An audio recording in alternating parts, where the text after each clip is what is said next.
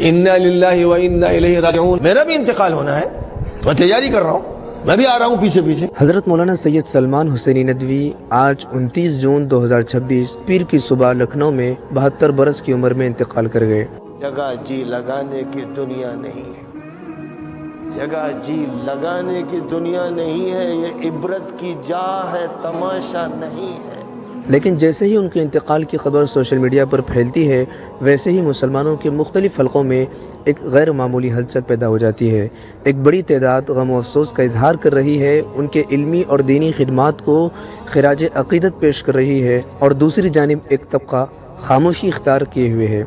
जबकि कुछ लोग ऐसे भी हैं जो उनके इंतकाल पर खुशी का इजहार कर रहे हैं, जिसकी वजह से सोशल मीडिया पर एक नई बहस छिड़ गई है। आखिर ऐसा क्यों हो रहा है? मौलाना सलमान हुसैनी नदवी कौन थे? फिर आखिर ऐसा क्या हुआ कि ज़िंदगी के आखिरी चंद बरसों में उन्हें शदीद तनकीद, इख्तलाफात और तनाज़ुआत का सामना करना पड़ा? उनके वो कौन से बयानात और मौक़िफ़ थे जिनकी वजह से मुसलमानों का एक तबका आज उन पर तनकीद कर रहा है? एक महीने अगर मैं दर्स दूं सिर्फ मुनाफिक सहाबा पर तो आप हैरान हो जाएंगे। सारे सहाबा मुक़द्दस हैं, सब उदूल हैं, बेशर्मो, बेहयाओ, नबी के मुनकिरो, हदीसों के मुनकिरो, जाहिलो, अहमको, कुछ तो शर्म करो। वो मौलवी बन गए या सरकारी मौलवी बन गए या उनसे दबाव में रहे, जिनमें सबसे बड़े मशहूर सहाबी और जिनकी 5000 हदीसें अबू हुरैरा, उनका हाल ये है कि आधी हदीसें उन्होंने गोल कर दी। हरगिज़ नहीं। नासिबी हैं वो हजरत हसन की तरफ इसकी निस्बत करते हैं, क्योंकि वो फिर ये भी समझाते हैं कि मुआविया को हजरत हसन ने मान लिया था। वो झूठे, लपाड़िए, गंदे, नापाक, मुजरिम, खबीस इतने बेशर्म है कि मुआविया को जहर दे के मरवाने वाला मुआविया और यजीद था। आज के जो मुल्ला, मौलवी और मुफ्ती हैं, अहमक, बेवकूफ़, फ़िरक़े वारियत के ज़हर। अगर आप भी इस पूरे मामले की हकीकत, उसके पस मंज़र और मौलाना सैयद सलमान हुसैनी नदवी की ज़िंदगी के इस मुतनाज़ बाब को सही तौर पर समझना चाहते हैं तो इस वीडियो को आखिर तक ज़रूर देखना होगा। दोस्तों, हज़रत मौलाना सैयद सलमान हुसैनी नदवी की विलादत 1954 ईस्वी में उत्तर प्रदेश के ज़िला मुज़फ़्फ़रनगर के तारीख़ी कस्बे मंसूरपुर में हुई। यह इलाक़ा सदियों से इल्म दीन और सादात के लिए मारूफ रहा। आपका ताल्लुक़ बर्र-ए-सग़ीर के मशहूर सादात बारहा ख़ानदान से था।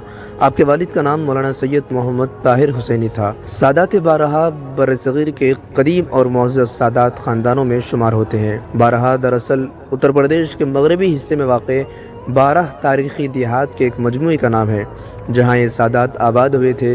इसी निस्बत से उन्हें सादात बारहा कहा जाने लगा। तारीख़ी रिवायत के मुताबिक ये ख़ानदान अपने नसब को हज़रत अली उल मुर्तज़ा रज़ी अल्लाह अन्हु और हज़रत फ़ातिमा रज़ी अल्लाह अन्हा के ज़रिए रसूलुल्लाह सल्लल्लाहु अलैहि वसल्लम तक पहुँचाता है। मौलाना सलमान हुसैनी नदवी का ननियाल भी गैर मामूली इल्मी अज़मत का हामिल था। आप डॉक्टर सैयद अब्दुल अली हसनी रहमतुल्लाह अलैह के नवासे थे, जो बर्र-ए-सग़ीर के अज़ीम इस्लामी मुफ़क्किर हज़रत मौलाना सैयद अबुल हसन अली मियाँ नदवी रहमतुल्लाह अलैह के बड़े भाई थे। इस तरह मौलाना सलमान नदवी रहमतुल्लाह अलैह को बचपन ही से ऐसा इल्मी, दीनी और अदबी माहौल में असर आया जिसने उनकी शख्सियत की तामीर में बुनियादी किरदार अदा किया।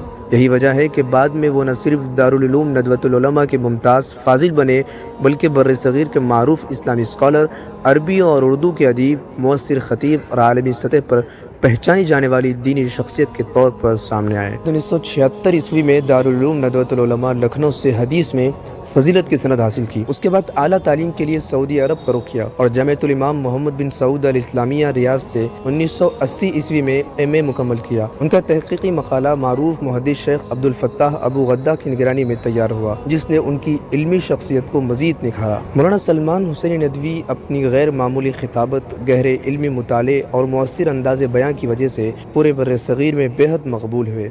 इब्तिदा में उन्होंने हिंदुस्तान के शहरों और देहातों में वसी दावती दौरे किए। फिर उनकी दावती इस्लाही और इल्मी सरगर्मियाँ दुनिया के मुख्तलिफ ममालिक तक फैल गई। एक वक्त ऐसा था कि मुल्क की बड़ी कॉन्फ्रेंस उनकी मौजूदगी के बगैर अधूरी समझी जाती थी और उनकी खिताबत हज़ारों सामईन को अपनी तरफ मुतवज्जह कर लेती थी। एक वक्त वो था जब हज़रत मौलाना सलमान नदवी को खिताबत का बादशाह कहा जाता था। जब वो स्टेज पर आते थे तो बातिल काम जाता था। किसी भी कॉन्फ्रेंस में उनकी शिरकत उस कॉन्फ्रेंस की کامیابی کی ضامن بن جاتی تھی۔ جب وہ بین الاقوامی حالات اور امت مسلمہ کی ذب و حالی پر گفتگو کرتے تو عوام خواص بھی اش کرنے پر مجبور ہو جاتے تھے۔ طلبہ مدارس ان کے لہجے میں تقاریر کیا کرتے تھے۔ وہ اپنے دور میں ندوۃ العلماء لکھنؤ کی شناخت سمجھے جاتے تھے۔ مولانا سلمان حسینی ندوی کی زندگی کا سب سے اہم اور متنازع موڑ اس وقت آیا جب انہوں نے بابری مسجد رام مندر تنازع کے حل کے لیے باہمی مصالحت کی تجویز پیش کی۔ ان کا کہنا تھا کہ اگر باہمی رضامندی سے مسئلہ حل ہو جائے تو یہ ملک اور مسلمانوں کے مفاد میں ہوگا۔ تاہم ہندوستان کے بیشتر اکابر علماء اور all India Muslim personal law board نے اس موقف سے اختلاف کیا۔ یہ وہ مرحلہ تھا جہاں سے مولانا شدید تنقید کی زد میں آ گئے اور ان کے تعلقات بھی کئی دینی حلقوں سے متاثر ہو گئے۔ یہ تو پھر بھی قابل معافی جرم تھا، لیکن اس کے بعد کی گئی ان کی غلطیاں ایسی تھی جس نے ان کی زندگی کا نقشہ ہی بدل دیا۔ یہ سلسلہ چند سال قبل شروع ہوا جب مولانا اہل سنت والجماعت کے عقائد سے ہٹ کر گفتگو کرنے لگے اور صحابہ کرام رضی اللہ عنہم اجمعین خصوصاً حضرت امیر معاویہ اور حضرت ابو ہریرہ رضی اللہ عنہما کی شان اقدس میں نہایت جرأت مندانہ انداز میں گستاخانہ کلمات کہنے لگے تو اسی لمحے مسلمانوں کی بڑی تعداد کا ان سے تعلق محبت ٹوٹ گیا اور وہ ملت اسلامیہ کی نگاہوں سے یکدم گر گئے، پھر ندوۃ العلماء سے بھی نکال دیے گئے اور ان کی پوری علمی اور خطیبانہ سلطنت چار دیواری تک سمٹ کر رہ گئی۔ یہ سلسلہ اس وقت شروع ہوا جب مولانا نے ندوۃ العلماء لکھنؤ میں تدریس کے دوران فضیلت کے طلباء کے سامنے مشاجرات صحابہ کے بارے میں بعض ایسی آراء کا اظہار کیا جو خالصتاً اہل تشیع کا عقیدہ اور مذہب سمجھا جاتا ہے۔ یہ سلسلہ اس وقت شروع ہوا جب مولانا نے ندوۃ العلماء لکھنؤ میں تدریس کے دوران فضیلت کے طلباء کے سامنے مشاجرات صحابہ کے بارے میں بعض ایسی آراء کا اظہار کیا جو خالصتاً اہل تشیع کا عقیدہ اور مذہب سمجھی جاتی ہیں اور اہل سنت اور اہل تشیع کے درمیان امتیازی حیثیت رکھتی ہیں۔ ابتدا میں مولانا نے انہی آراء کی تائید اپنے طلباء کے سامنے کی، جس کے بعد طلباء اور مولانا کے درمیان 3-4 روز تک بحث و مباحثہ اور رد و قدح کا سلسلہ جاری رہا۔ بیان کے بعد مولانا عبدالعلیم فاروقی صاحب کی پیش قدمی پر جب اس معاملے پر توجہ دی گئی تو ندوۃ العلماء کے ارباب حل و عقد نے مولانا کے اس بیان سے لا تعلقی کا اظہار کرتے ہوئے اسے ان کا ذاتی موقف قرار دیا اور باقاعدہ اظہار برأت جاری کیا۔ بعد ازاں حضرت مولانا رابع حسن ندوی رحمۃ اللہ علیہ کی ہدایت پر مولانا سلمان حسینی ندوی کو ندوۃ العلماء سے بھی الگ کر دیا گیا۔ اس کے بعد صحابہ کرام رضی اللہ عنہم پر تبرہ اور علماء حق اور دینی مدارس پر تنقید اور شیعت کی ترجمانی ان کا مستقل مشغلہ بن گیا۔ بعد کے عرصے میں مولانا نے اپنی خطابت کے اسی جوہر کو اسی رخ پر جاری رکھا۔ علماء کی جانب سے بارہا توجہ دلانے کے باوجود انہوں نے نہ اپنی باتوں سے رجوع کیا اور نہ ہی اپنے موقف سے پیچھے ہٹے، بلکہ اسی راستے پر آگے بڑھتے رہے۔ نتیجتاً ان کے سامعین کا دائرہ مسلسل محدود ہوتا گیا، یہاں تک کہ جو مسلمان کبھی ان کی خطابت پر فریفتہ تھے وہی بعد میں ان کی تقاریر سننے کو گناہ سمجھنے لگے۔ اس طرح حضرت مولانا سلمان حسینی ندوی جو پہلے اہل سنت والجماعت کے ترجمان سمجھے جاتے تھے، لیکن وہ شیعت کے ترجمان بن کر اس دنیا سے رخصت ہو گئے۔ صحابہ کرام کی شان میں گستاخیاں نہایت جرأت و استقامت کے ساتھ کرتے رہے اور بالخصوص امیر المؤمنین امیر الشام حضرت امیر معاویہ رضی اللہ عنہ کے لیے فرعون، باغی اور منافق جیسے الفاظ استعمال کرتے رہے۔ دوستو، مشاجرات صحابہ وہ خونی دریا ہے جس میں بڑے بڑے علماء مورخین نے ٹھوکریں کھائی ہیں۔ جس نے بھی اس دریا میں قدم رکھا، غوطہ خوری کی، اس کا انجام عبرتناک ہوا ہے۔ بعضے تو لباس ایمان و تقویٰ سے عاری ہو کر اس دنیا سے رخصت ہوئے ہیں۔ اچانک موت بلا شبہ غفلت میں ڈوبے انسانوں کے لیے ایک بہت بڑی نصیحت اور عبرت کا تازیانہ ہے۔ جو شخص اپنی زندگی میں اسٹیج سجا کر، مائک تھام کر سیدنا ابو ہریرہ اور سیدنا امیر معاویہ رضی اللہ عنہما جیسی مقدس و مطہر ہستیوں پر زبان درازی کرتا رہا، اس کا اچانک دنیا سے کوچ کر جانا اس بات کی کھلی دلیل ہے کہ انسان کی مہلت عمل کسی بھی لمحے سلب کی جا سکتی ہے۔ دوستو یاد رکھیے، زمین سے آسمان کی طرف تھوکنے سے چاند تاروں کی چمک ماند نہیں پڑتی۔ دشنام ترازی سے صحابہ کرام کی رفعتوں اور عظمتوں میں کوئی کمی نہیں آتی۔ اہل سنت والجماعت کے روشن عقیدے کے مطابق تمام صحابہ کرام رضوان اللہ علیہم اجمعین عادل، کلہم عدول اور معیار حق ہیں۔ قرآن مجید نے ان کے لیے رضی اللہ عنہم و رضوا عنہ کی ابدی اور لازوال سند جاری کی ہے۔ یہ وہ قدسی صفات ہستیاں ہیں جنہوں نے براہ راست چشم نبوت سے دین کا نور حاصل کیا، تکالیف سہی اور اپنی قربانیوں سے اس دین کو ہم تک پہنچایا۔ ان کی توہین در حقیقت اس دین کی بنیادوں پر براہ راست حملہ ہے۔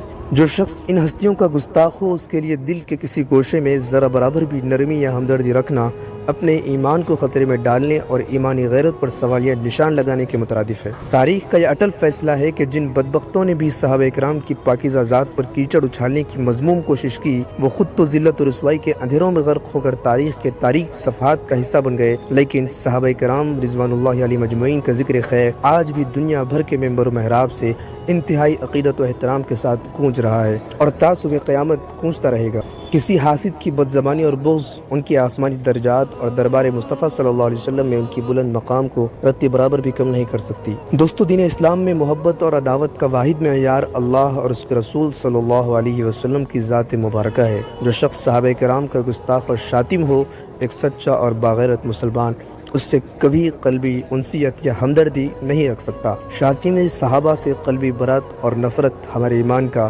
لازمی جز ہے، کیونکہ جس دل میں نبی کے وفاداروں کا بغض ہو وہاں ایمان کامل ہو ہی نہیں سکتا۔ دوستوں، مولانا سلمان ندوی کی زندگی یہ سبق دی گئی کہ علم، حافظہ، خاندانی نسبت، خطابت اور تاریخ پر عبور انسان کو بڑا تو بنا سکتے ہیں، مگر صحابہ کرام رضی اللہ عنہم اجمعین کے ادب سے محرومی ان تمام کمالات کی چمک کو ماند کر دیتی ہے۔ اللہ تعالی ہم سب کو تا حیات صحابہ کرام اور اہل بیت اطہار کی سچی محبت پر استقامت عطا فرمائے اور ہمارا خاتمہ انہی کے روشن نقش قدم پر فرمائے، آمین یا رب العالمین۔ دوستو، اگر آپ کو یہ ویڈیو فائدہ مند لگی ہو تو اسے اپنے دوست احباب کے ساتھ ضرور شیئر کیجیے اور اس ویڈیو کے بارے میں اپنی رائے کمنٹ میں ضرور لکھیے، اور ہمیں دیجیے اجازت، پھر ملتے ہیں ایسی ہی ویڈیو کے ساتھ، تب تک کے لیے اللہ حافظ۔